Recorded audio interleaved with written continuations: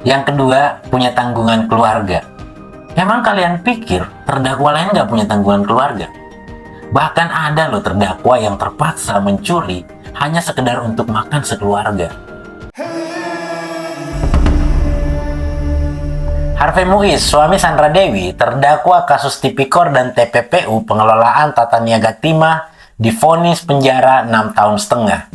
Keputusan Ketua Majelis Hakim Eko Arianto ini ternyata jauh lebih ringan dari tuntutan jaksa penuntut umum, yaitu 12 tahun. Banyak yang menganggap vonis ini tidak sebanding dengan kerugian negara. Coba bandingkan saja, masa hukuman 6,5 tahun dengan kerugian negara sampai 300 triliun. Tapi ada loh yang bilang 300 triliun itu hanya potensi. Ya bukanlah. Di situ jelas-jelas disampaikan telah merugikan keuangan negara sebesar 300 triliun. Kalau yang disampaikan itu merugikan perekonomian negara, nah itu baru hanya potensi. Jadi gini perbedaannya. Kerugian perekonomian negara itu kerugian yang dinilai berdasarkan kinerja, yang diukur dengan standar, target, dan indeks ekonomi. Kalau ini potensi kerugian. Nah, sedangkan kerugian keuangan negara itu merujuk pada nilai yang bisa diukur atau dihitung dalam bentuk uang.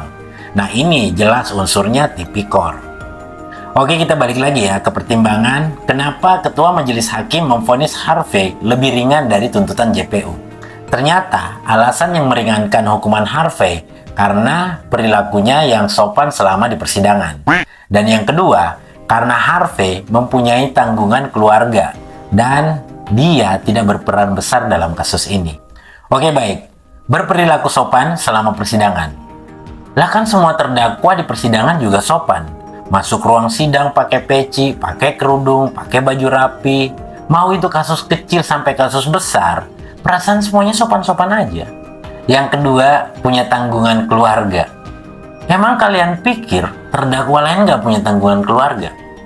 Bahkan ada loh terdakwa yang terpaksa mencuri hanya sekedar untuk makan sekeluarga.